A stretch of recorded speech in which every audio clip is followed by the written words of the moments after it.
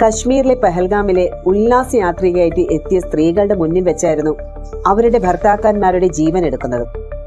ഞങ്ങളെ മാത്രമായിട്ട് എന്തിന് ബാക്കി വെച്ചിരിക്കുന്നു, ഞങ്ങളെ കൂടി കൊന്നോളൂ എന്ന് പറഞ്ഞ ആ സ്ത്രീകളോട് ഭീകരവാദികൾ പറഞ്ഞത് ഒരേ ഒരു കാര്യം, പോയി നിന്റെ മോദിയോട് പറയുന്നതാണ്. ശരിയാണ്, അവരത് മോദിയോട് പറഞ്ഞു. മോദി എന്തായാലും അതങ്ങ് സീരിയസ് ആയിട്ട് എടുക്കുകയും ചെയ്തു. ഇന്ന് പാകിസ്ഥാനും ഭീകരവാദികൾക്കും അറിയാം നരേന്ദ്രമോദിയോട് പറഞ്ഞാൽ എന്താണ് ഉണ്ടാവുക എന്നത്. അതിന്റെ ഒരു പരിണിത ഫലം എന്തായിരിക്കുമെന്ന് ഇന്ന് അവർക്കറിയാം. അല്ലെങ്കിൽ ഇന്ന് നമ്മൾ അവർക്കത് എന്താണെന്ന് കാണിച്ചു കൊടുത്തു. ഇന്ത്യയിൽ ജീവിക്കുന്ന മുഴുവൻ ജനങ്ങളും സത്യത്തിൽ ഇന്ത്യയുടെ ഇപ്പോഴത്തെ പ്രധാനമന്ത്രിയായ നരേന്ദ്രമോദിയോട് ഒരുപാട് കടപ്പെട്ടിരിക്കുന്നു എന്നാണ് നമുക്ക് മനസ്സിലാക്കാൻ സാധിക്കുന്നത്. അതിന്റെ കാരണം എന്ന് പറയുന്നത് ഇന്ത്യയുടെ പരമ്പരാഗതമായിട്ടുള്ള നയതന്ത്ര രീതികളും ഇന്ത്യയുടെ വിവിധ വിഷയങ്ങളിലുള്ള മുൻകാല നിലപാടുകളും ഉൾപ്പെടെ മാറ്റിക്കൊണ്ട് ഇന്ത്യയിലെ പൊതുവായ പൊളിറ്റിക്കൽ സ്ട്രക്ചർ കംപ്ലീറ്റ് ആയിട്ട് നരേന്ദ്രമോദി ഒന്ന് മിനുക്കിയെടുത്തു. അത് മാത്രമല്ല, ഒരു പുതിയ ബെഞ്ച് മാർക്ക് കൂടി സെറ്റ് ചെയ്തിട്ടുണ്ട്. 2025 ഏപ്രിൽ 22 കശ്മീരിലെ പെഹൽഗാമിലായിരുന്നു തീവ്രവാദികൾ നടത്തിയ വെടിവെപ്പിൽ 26 നിരപരാധികൾക്ക് ജീവൻ നഷ്ടമായത്. ആ ഒരു ഭീകരാക്രമണത്തിന് തൊട്ടു പിന്നാലെ നമ്മുടെ അതിർത്തിയിൽ തുടർച്ചയായ സംഘർഷങ്ങളും വെടിവെപ്പും ഉണ്ടാവുകയും ഇൻഡോ പാക് നയതന്ത്ര ബന്ധത്തിൽ ഉലച്ചിൽ തട്ടുകയും ചെയ്തു. അന്ന് തൊട്ട് തന്നെ പാകിസ്ഥാന്റെ ഈ ഒരു പ്രകോപനത്തോടെ ഇന്ത്യ എങ്ങനെ തിരിച്ചടിക്കുമെന്നുള്ള ചർച്ചകൾ സജീവമായിരുന്നു. ആ അഭ്യൂഹങ്ങൾക്കെല്ലാം വിരാമമിട്ടുകൊണ്ടാണ് മെയ് 7 പുലർച്ചെയോടെ ഇന്ത്യൻ സൈന്യം പാകിസ്ഥാനിലെ തിരിച്ചടിയായതും ഓപ്പറേഷൻ സിന്ദൂർ എന്ന പേരിൽ.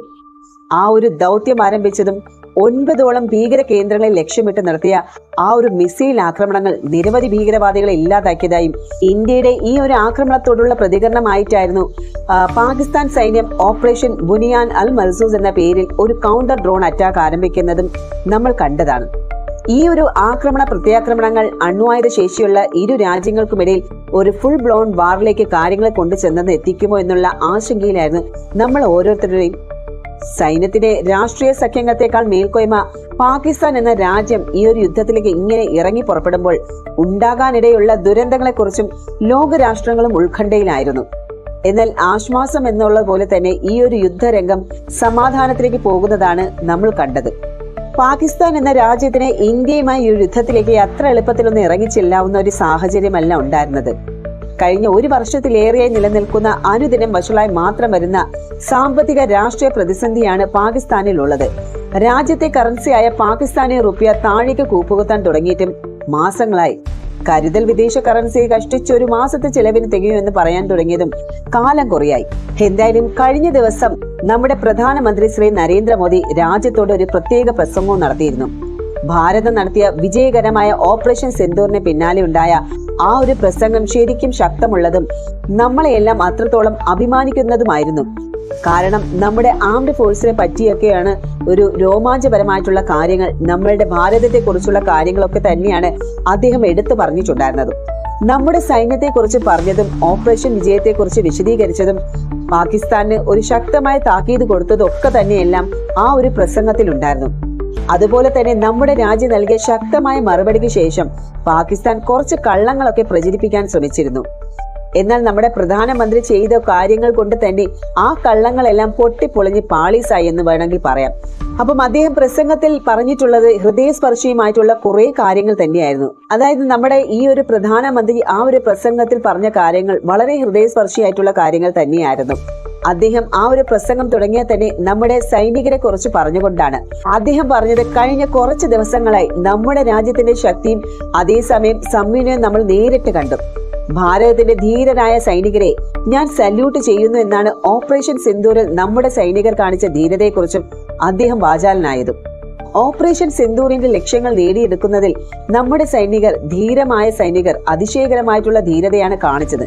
അവരുടെ ആ ഒരു വീര്യം, അവരുടെ ആ ഒരു ധൈര്യം, അവരുടെ ആ ഒരു പോരാട്ട വീര്യം ഞാൻ ഈ രാജ്യത്തെ ഓരോ അമ്മയ്ക്കും ഓരോ സഹോദരിക്കും ഓരോ മക്കൾക്കും സമർപ്പിക്കുന്നു എന്നായത് നമ്മുടെ സൈന്യം ആർക്കു വേണ്ടിയാണ് പോരാടുന്നതെന്ന് അദ്ദേഹം ഓർമ്മിപ്പിക്കുകയാണ് ചെയ്തത്.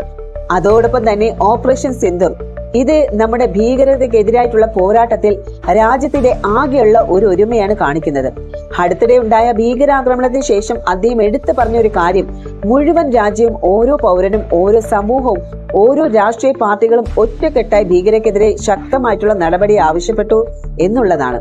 ഇത്തരം ഒരു അവസരം വരുമ്പോഴത്തേക്ക് നമ്മുടെ രാജ്യമാണ് ഏറ്റവും മുന്നിൽ നിൽക്കുന്നത്, അല്ലെങ്കിൽ ഓരോ ഭാരതീയനും ചിന്തിക്കേണ്ടതും എന്താണ്, രാജ്യമാണ് നമ്മുടെ രാജ്യമാണ് മുന്നിൽ നിൽക്കേണ്ടത്. അതുപോലെ തന്നെ ഓരോ ഭാരതീയനും ഒറ്റക്കെട്ടായിട്ട് നിന്നുകൊണ്ട് തന്നെ ഈ ഒരു സൈന്യത്തിന് നടപടിയെടുക്കാൻ പൂർണ്ണ പിന്തുണയും നൽകിയതും. ഓപ്പറേഷൻ സിന്ദൂർ എന്ന് പറയുന്നത് അത് വെറും ഒരു പേരല്ല, ലക്ഷക്കണക്കിന് ഭാരതീയരുടെ വികാരങ്ങളെ പ്രതിഫലിക്കുന്ന ഒന്നാണ് എന്നാണ് അദ്ദേഹം പറഞ്ഞത്. അതായത് ഇത് നീതിക്ക് വേണ്ടിയിട്ടുള്ള അചഞ്ചലമായ പ്രതിജ്ഞയാണ്. മെയ് 6 രാത്രിയും മെയ് 7 പുലർച്ചെയുമായി നമ്മളുടെ സൈന്യം പാകിസ്ഥാന്റെ ഉള്ളിലെ ഭീകര കേന്ദ്രങ്ങളിൽ ആക്രമണം നടത്തിയപ്പോൾ ആ ഒരു പ്രതിജ്ഞ പ്രാവർത്തികമായി മാറിയത് ലോകം മുഴുവനും കണ്ടതാണ്. ഭാരതം കാണിച്ച ആ ധീരതയും രാജ്യത്തിന്റെ ഐക്യത്തെയും അദ്ദേഹം എടുത്തു പറഞ്ഞതും ഇങ്ങനെയാണ്. ഇങ്ങനെ ഒരു ധീരമായ തീരുമാനം എടുക്കാൻ ഭാരതീയർക്ക് കഴിയുമെന്ന് ഭീകരവാദികൾ ഒരിക്കലും കരുതിയില്ല. പക്ഷെ രാജ്യം ഒറ്റക്കെട്ടായിട്ട് തന്നെ നിന്നു. കാരണം അവിടെ വന്നത് എന്താണ്, ആദ്യം നമ്മുടെ മുൻഗണന എന്ന് പറയുന്നത് നമ്മുടെ രാജ്യമാണ്, അല്ലെ? ആ ഒരു ചിന്താഗതിയിൽ മുന്നോട്ട് വരുമ്പോൾ രാജ്യം പരമപ്രധാനമാകുമ്പോൾ അങ്ങനെ എടുക്കുന്ന തീരുമാനങ്ങളും ഉരുക്കുപോലെ ശക്തമാകും എന്നുള്ളതാണ് ഈ ഒരു ആക്രമണങ്ങളെ കുറിച്ച് അദ്ദേഹം പറഞ്ഞ വാക്കുകൾ. ഇന്ത്യയുടെ മിസൈലുകളും ഡ്രോണുകളും പാകിസ്ഥാനിലെ ഭീകര കേന്ദ്രങ്ങളിൽ ലക്ഷ്യമിട്ട് പതിച്ചപ്പോൾ ആ ഭീകരരുടെ കെട്ടിടങ്ങൾ തകർന്നു, അവരുടെ മനോധൈര്യം ചോർന്നു എന്നാണ് ഓപ്പറേഷന്റെ പേരിനെ ബന്ധിപ്പിച്ച് അദ്ദേഹം ഒരു ശക്തമായിട്ടുള്ള വാചകം കൂട്ടിച്ചേർത്തിട്ടുണ്ടായിരുന്നു.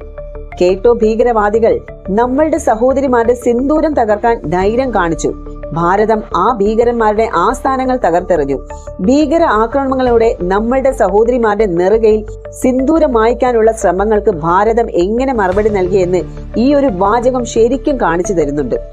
അതുമാത്രമല്ല, ഈ ഒരു ഓപ്പറേഷന്റെ ഫലത്തെക്കുറിച്ചും അദ്ദേഹം അഭിമാനത്തോടെ പ്രഖ്യാപിച്ചതും ഇങ്ങനെയായിരുന്നു. നമ്മുടെ അക്രമങ്ങളിൽ 100-ലധികം വരുന്ന അപകടകാരിയായിട്ടുള്ള തീവ്രവാദികൾ ഇല്ലാതായി. ഒറ്റ വാക്കിൽ പറയുകയാണെങ്കിൽ നമ്മളുടെ ഇന്ത്യൻ ആംഡ് ഫോഴ്സ് ഉണ്ടല്ലോ, 100 കണക്കിന് തീവ്രവാദികളെ കൊന്നു കൊലവിളിച്ചു എന്ന് പറയാം. 2-3 പതിറ്റാണ്ടുകളായി പാകിസ്ഥാനിൽ പരസ്യമായി കറങ്ങി നടന്ന ഭീകരന്മാരെയും നേതാക്കളെയും ഒറ്റയടിക്ക് ഇല്ലാതാക്കി എന്നുള്ളതാണ്. മസൂദ് അസറിന്റെ കുടുംബാംഗങ്ങളെ തന്നെ ഇല്ലാതാക്കി. മസൂദ് അസർ എന്ന് പറയുന്ന ആൾ ഏറ്റവും വലിയ ഭീകരവാദിയായിട്ടുള്ള ഒരാളാണ്. ഇന്ത്യക്കെതിരെ കാലങ്ങളായി ഗൂഢാലോചന നടത്തിയ പ്രധാന ഭീകരന്മാർക്ക് ഈ ഒരു ആക്രമണത്തിലൂടെ ശക്തമായ തിരിച്ചടി ഏറ്റു എന്നാണ് ഇതിനർത്ഥം. ഭാരതത്തിന്റെ നടപടിക്ക് ശേഷം പാകിസ്ഥാൻ ഭയന്നുപോയി എന്നാണ് ശ്രീ നരേന്ദ്രമോദി പറഞ്ഞിട്ടുണ്ടായിരുന്നത്. ഈ ഒരു ടൈമിലാണ് പാകിസ്ഥാൻ ഒരുപാട് കള്ളങ്ങൾ പ്രചരിപ്പിക്കാൻ ശ്രമിച്ചത് കേട്ടോ. നമ്മുടെ ആദംപൂർ എയർബേസ് ആക്രമിച്ചു വന്നു എന്നും അവിടെ ഉണ്ടായിരുന്ന നമ്മളുടെ ഏറ്റവും പുതിയ S-400 മിസൈൽ സംവിധാനം, അതായത് സുദർശൻ ചക്ര തകർത്തു എന്നൊക്കെയാണ്, റൺവേയിൽ ഉപയോഗശൂന്യമായി എന്നൊക്കെയാണ് അവർ ലോകത്തോട് ഇങ്ങനെ വിളിച്ചു പറയുകയാണ്. ഇതിന്റെ ഒക്കെ ഒരു വ്യാജ വീഡിയോകളും ചിത്രങ്ങളും അവർ പ്രചരിപ്പിച്ചു. എന്നാൽ ഈ ഒരു കള്ളത്തരങ്ങളെല്ലാം തന്നെ നമ്മുടെ പ്രധാനമന്ത്രി മോദിജി നേരിട്ട് പോയി ഒറ്റയടിക്ക് പൊളിച്ചു കൊടുക്കുകയാണ്. അതായത് അദ്ദേഹം നേരിട്ട് പഞ്ചാബിലെ ആദംപൂർ എയർബേസിൽ പോവുകയാണ്. എന്നിട്ട് ലോകത്തോട് തന്നെ കാണിച്ചു കൊടുക്കാം എന്നുള്ള രീതിയിൽ അദ്ദേഹം പറയുകയാണ്, തകർന്നു എന്ന് പാക്കികൾ പറഞ്ഞ എയർബേസ് ഉണ്ടല്ലോ, അവിടെ അദ്ദേഹം കൂളായിട്ട് ഇറങ്ങി നടക്കുകയാണ്. അതുപോലെ തകർത്തു എന്ന് പറഞ്ഞ S-400 സംവിധാനം ഉണ്ടല്ലോ, നമ്മുടെ ആന്റി മിസൈൽ സംവിധാനം സുദർശൻ ചക്ര, അതിന്റെ മുന്നിൽ നിന്ന് അദ്ദേഹം അഭിമാനത്തോടെ പോസ് ചെയ്യുകയാണ്. കേടുപാടുകൾ ഇല്ലാതെ കിടക്കുന്ന നമ്മുടെ MiG-29 യുദ്ധവിമാനങ്ങളുടെ അടുത്തു നിന്നും അദ്ദേഹം ഫോട്ടോയ്ക്ക് പോസ്റ്റ് ചെയ്തു. ഇതിലൂടെ തന്നെ നമ്മുടെ പ്രധാനമന്ത്രി പാകിസ്ഥാന് നൽകിയ മറുപടി വളരെ വ്യക്തമാണ്. നിങ്ങൾ പറഞ്ഞതെല്ലാം കള്ളമാണ്, ഇതാണ് യാഥാർത്ഥ്യം എന്നാണ് പാകിസ്ഥാന്റെ തെറ്റായ പ്രചരണങ്ങൾക്കും നമ്മുടെ പ്രധാനമന്ത്രി നൽകിയ കിടിലൻ മറുപടി ലോകം മുഴുവൻ ശ്രദ്ധിക്കുക തന്നെയാണ്. ഇന്ത്യയുടെ ശക്തമായ വ്യോമ പ്രതിരോധ സംവിധാനങ്ങൾക്ക് മുന്നിൽ പാകിസ്ഥാന്റെ ഡ്രോണുകളും മിസൈലുകളും വൈക്കോൽ തകരുന്നത് പോലെ തന്നെ തകർന്നു വീഴുന്നതും ലോകം കണ്ടു. അവ ആകാശത്ത് വെച്ച് തന്നെ ഇല്ലാതാവുകയും ചെയ്തു. ശത്രുവിന്റെ പരാജയപ്പെട്ട തിരിച്ചടിയെ പരിഹസിച്ചുകൊണ്ട് അദ്ദേഹം പറഞ്ഞു, അതിർത്തിയിൽ ആക്രമണം നടത്താൻ പാകിസ്ഥാൻ സൈന്യത്തെ ഒരുക്കി നിർത്തിയിരുന്നു. പക്ഷെ ഭാരതം പാകിസ്ഥാന്റെ ഹൃദയത്തിലേക്ക് ആഴത്തിൽ കടന്നു ചെന്ന് കൃത്യതയുള്ള ആക്രമണങ്ങൾ നടത്തി. ആദ്യത്തെ 3 ദിവസങ്ങളിൽ മാത്രം ഭാരതം അവർക്ക് ചിന്തിക്കാൻ പോലും കഴിയാത്ത നാശനഷ്ടങ്ങൾ വരുത്തി. ഇത് അദ്ദേഹം പറഞ്ഞ കാര്യമാണ്. ഓപ്പറേഷന്റെ അവിശ്വസനീയമായിട്ടുള്ള വിജയമാണ് ഇത് എടുത്തു കാണിക്കുന്നത്. ഈ തിരിച്ചടികൾ നേരിട്ടപ്പോൾ സംഘർഷം കുറയ്ക്കണമെന്ന് ആവശ്യപ്പെട്ട് ഇപ്പോൾ പാകിസ്ഥാൻ ലോക രാജ്യങ്ങളോട് അഭ്യർത്ഥിക്കാനും തുടങ്ങി. ഫലത്തിൽ പറഞ്ഞാൽ ഈ ഒരു വെടിനിർത്തലിനോട് അഭ്യർത്ഥിച്ചതും പാകിസ്ഥാനാണ് എന്നുള്ളത് ചുരുക്കം. അപ്പോഴേക്കും ഭാരതം ഭീകരതയുടെ അടിസ്ഥാന സൗകര്യങ്ങളുടെ വലിയൊരു ഭാഗം തന്നെ നശിപ്പിക്കുകയുണ്ടായി. നിരവധി ഭീകരരെ ഇല്ലാതാക്കുകയും അവരുടെ ഭീകര താവളങ്ങളെയും അവശിഷ്ടങ്ങളുമായി മാറ്റുകയും ചെയ്തു. ഇനി കൂടുതൽ ഭീകര ആക്രമണങ്ങളോ സൈനിക പ്രകോപനങ്ങളോ നടത്തില്ല എന്ന് പാകിസ്ഥാൻ അഭ്യർത്ഥിക്കുകയും പറയുകയും ചെയ്തപ്പോൾ ഭാരതം അത് പരിഗണിച്ചു. അതുകൊണ്ട് മാത്രമാണ് ഈ ഒരു ഓപ്പറേഷൻ നിർത്തിയത് എന്നാണ് പ്രധാനമന്ത്രി പറഞ്ഞ കാര്യം. പക്ഷെ അദ്ദേഹം ഒരു കർശനമായ താക്കീത് നൽകി. ഞാൻ വീണ്ടും പറയുന്നു, നമ്മൾ പാകിസ്ഥാന്റെ ഭീകര കേന്ദ്രങ്ങൾക്കും സൈനിക സ്ഥാപനങ്ങൾക്കും നേരെ നടത്തിയ ശക്തമായിട്ടുള്ള തിരിച്ചടി താൽക്കാലികമായിട്ട് നിർത്തിവെച്ചിരിക്കുകയാണ്. ഇതൊരു പെർമനന്റ് സ്റ്റോപ്പ് അല്ല എന്നും താൽക്കാലികമായിട്ട് മാത്രമാണ് പാകിസ്ഥാന്റെ ഓരോ നീക്കത്തെയും അവരുടെ പെരുമാറ്റത്തെയും അടിസ്ഥാനമാക്കി നമ്മൾ വിലയിരുത്തും. മറ്റൊരു രീതിയിൽ പറഞ്ഞാൽ ഭാരതത്തിന്റെ തോക്കുകൾ ഇപ്പോൾ ശാന്തമായിരിക്കാം, പക്ഷെ പാകിസ്ഥാൻ ഇപ്പോഴും നമ്മുടെ നിരീക്ഷണത്തിൽ തന്നെയാണ്. നമ്മളുടെ ശ്രദ്ധയിൽ നിന്ന് അവർ ഒരിക്കലും രക്ഷപ്പെടില്ല. ഭീകരതയും തീവ്രവാദത്തെയും ഒരിക്കലും വെച്ച് പൊറപ്പിക്കില്ല എന്ന ഭാരതത്തിന്റെ പുതിയ നയത്തെ പറ്റിയിട്ട് അദ്ദേഹം പറഞ്ഞിട്ടുണ്ടായിരുന്നു.